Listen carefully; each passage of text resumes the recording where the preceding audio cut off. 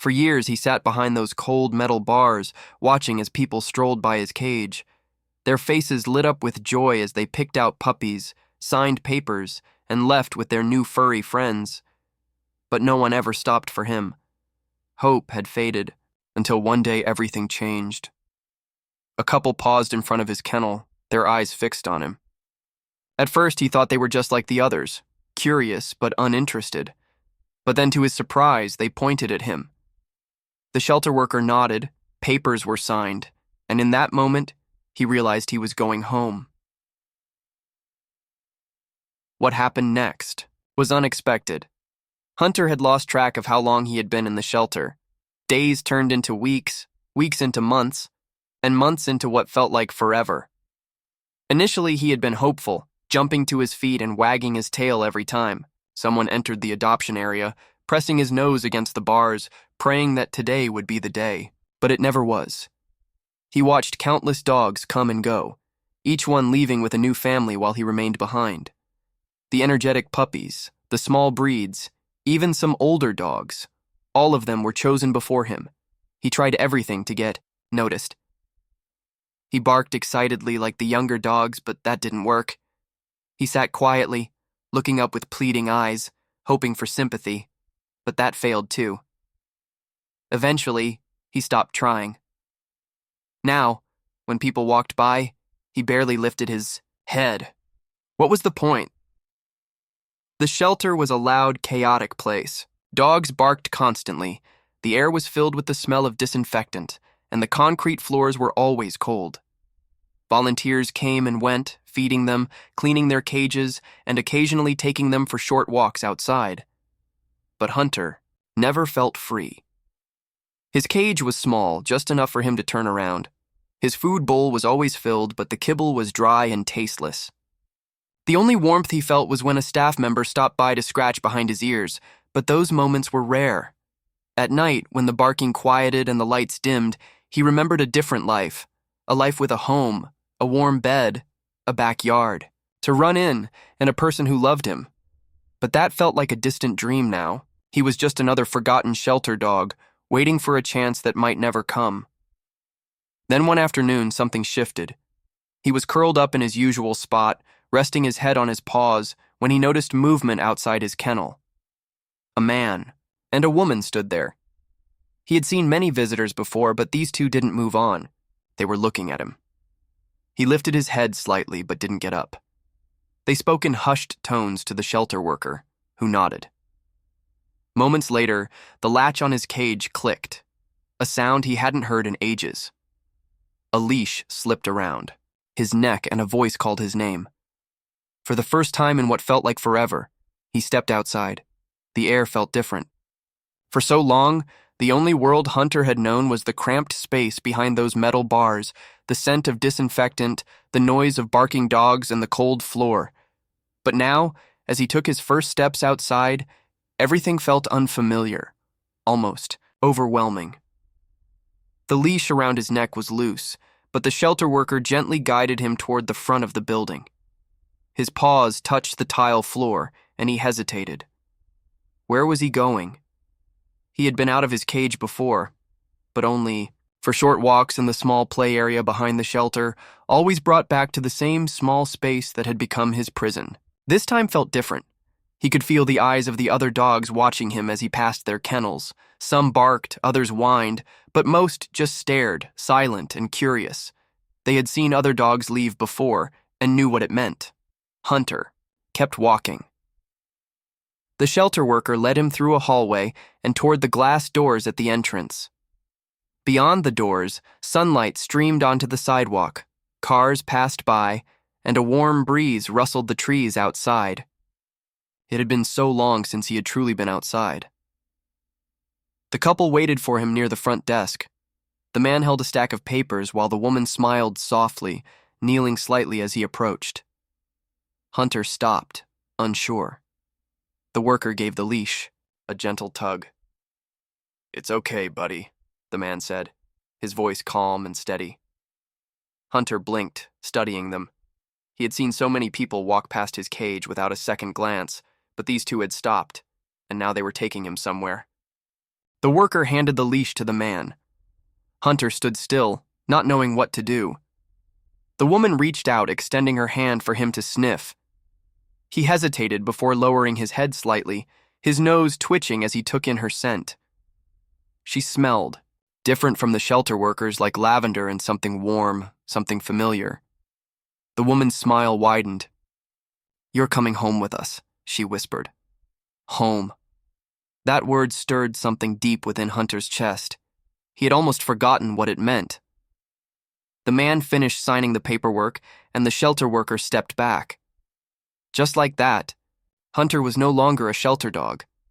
As the couple led him toward the doors, the world outside seemed impossibly large. Sunlight hit his fur, and he squinted slightly at the brightness. The sounds of the city were louder than he remembered.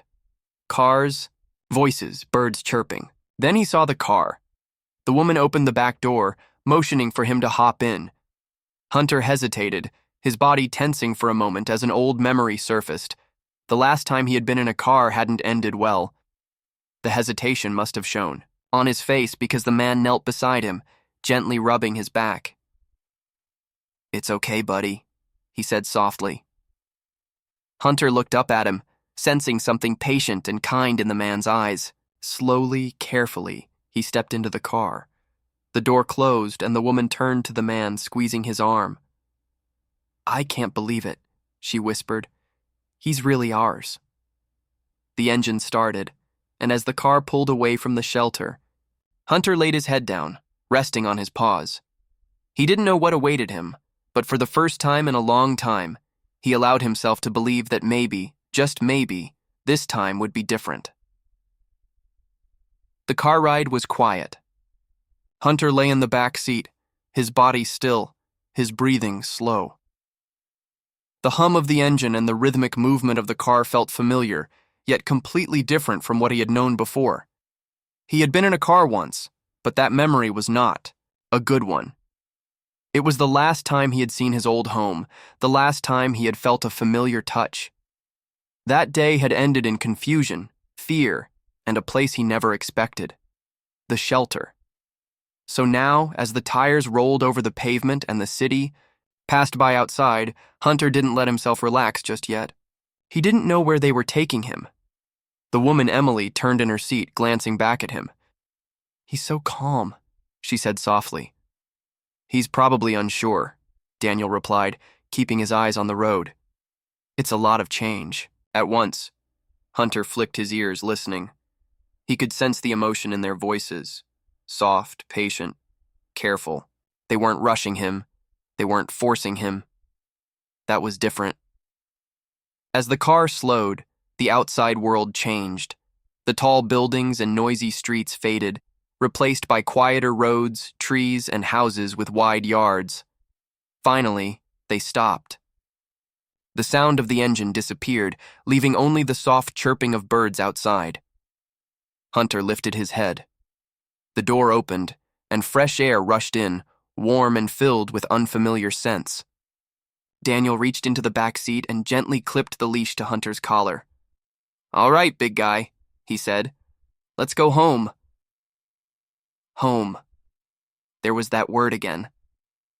Hunter hesitated for just a moment before stepping out of the car. His paws touched soft grass.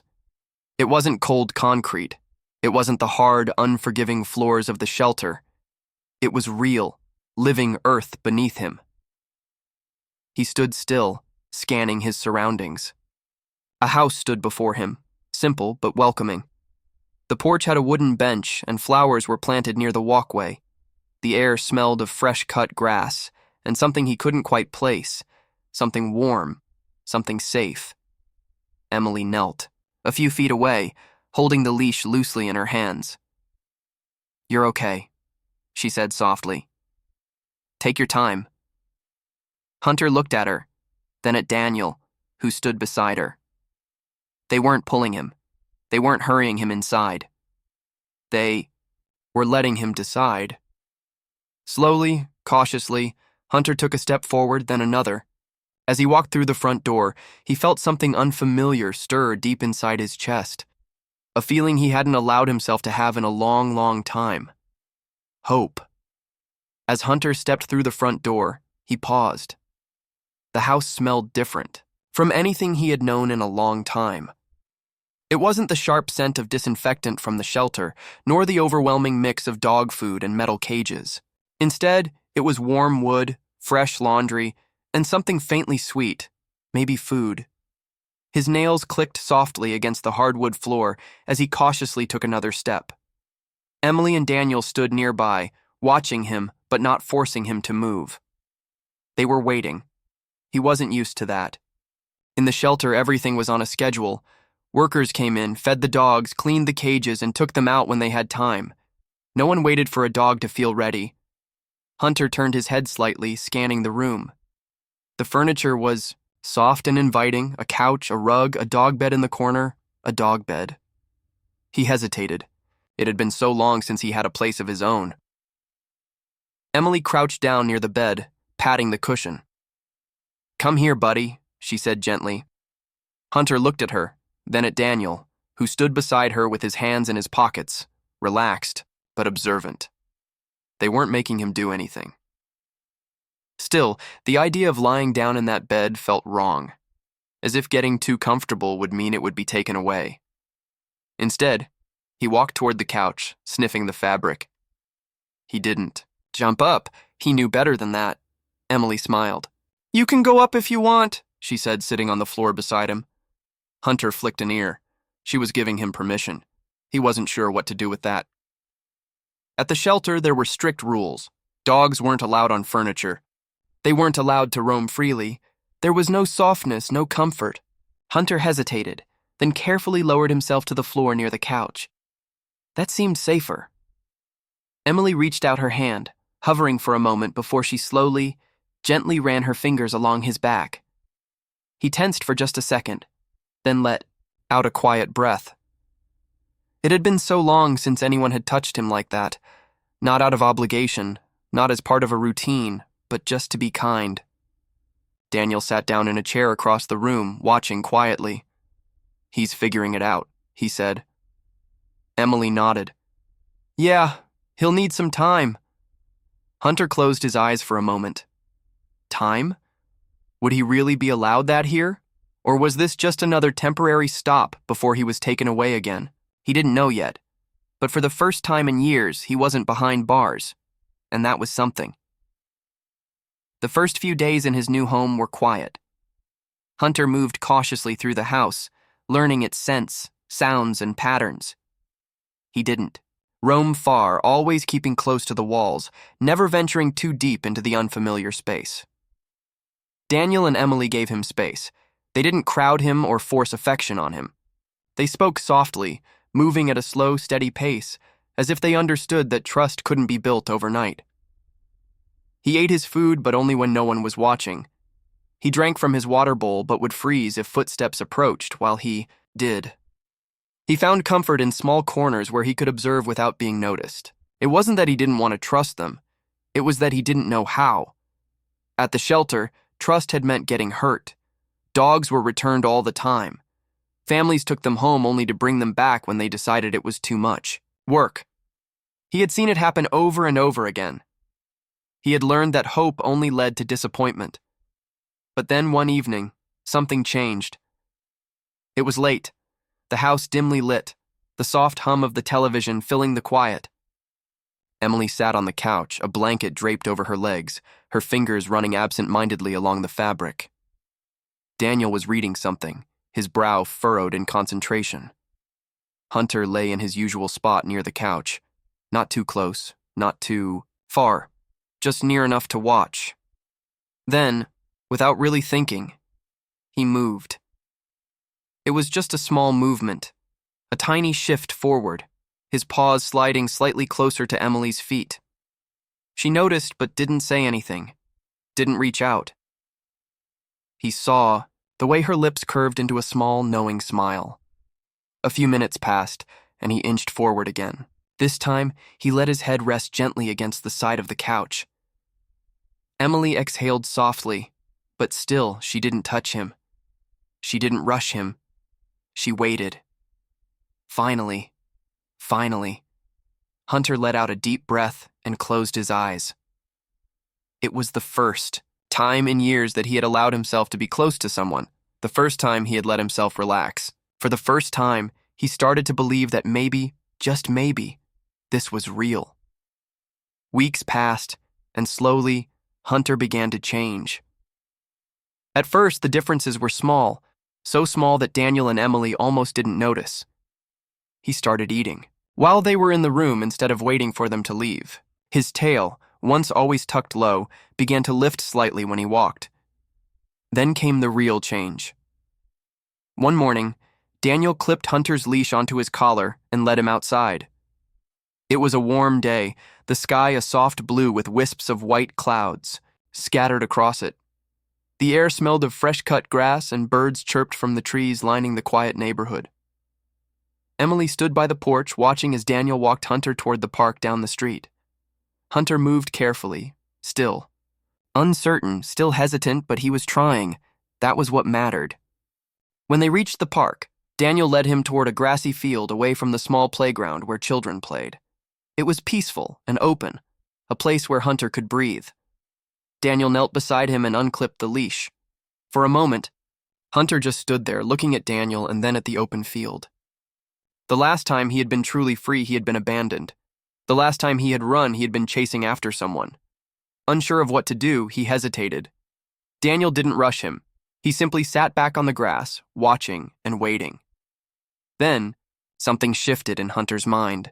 A memory flickered, running through a backyard, feeling the wind in his fur, hearing laughter as he chased a ball. His paws twitched, and before he realized it, he ran. His legs stretched, muscles remembered. What it was like to move without restriction. The air rushed past his ears and his tail lifted higher than it had in years. Emily gasped from the porch, covering her mouth as she watched. Daniel just smiled. Hunter ran in circles at first, unsure, then faster and stronger. He turned back toward Daniel, his tail wagging, tongue hanging out. For the first time since leaving the shelter, Hunter was happy. When Daniel called his name, he didn't hesitate. He sprinted toward him, sliding to a stop in front of him, panting hard but alive. Daniel reached out and scratched behind his ears. "Good boy," he murmured. Hunter pressed his head into Daniel's hand, closing his eyes. For the first time in years, he believed it. Seasons changed and the days grew colder, the air crisp with the scent of autumn leaves. The house, once unfamiliar, had transformed into something else entirely. It had become home. Hunter no longer hesitated when stepping through the front door. He no longer flinched when Daniel or Emily reached out to pet him. His tail, once stiff and uncertain, now wagged freely. He had learned the routines of the house, the quiet mornings when Emily sipped her coffee by the window, the evenings when Daniel sat by the fireplace with a book. He had learned that when the doorbell rang, he didn't need to be afraid, and when Emily knelt down and opened her arms, he could lean into her warmth without fearing rejection. Most importantly, he had learned what it meant to belong again. One evening, as the first chill of winter settled in, Hunter lay by the couch, his head resting near Daniel's feet. The fire crackled softly in the fireplace, filling the room with a golden glow. Emily curled up with a blanket, glancing down at Hunter with a soft smile. "Can you believe how much he's changed?" she murmured. Daniel nodded, his fingers idly scratching behind Hunter's ear. "He just needed time," he said. Hunter sighed deeply, his body completely relaxed. The old fears were gone. The cold, hard floors of the shelter were just a distant memory. He was no longer the forgotten dog behind metal bars. He was home. As he drifted off to sleep, the last thought in his mind wasn't one of loss or loneliness. It was of warmth, safety, and love. Because for the first time in years, he wasn't waiting for a home. He had one. Hunter's story is a reminder that every dog deserves a second chance. There are thousands of dogs like him waiting behind metal bars, hoping that someone will look past their age, past their scars, and see the love they still have to give. If this story touched your heart, consider supporting your local animal. Shelter, adopt, foster, donate, or simply spread awareness. And if you love this journey, don't forget to like this video, subscribe to the channel, and share Hunter's story with someone who believes in second chances. Because sometimes, all it takes is one person to change a life forever.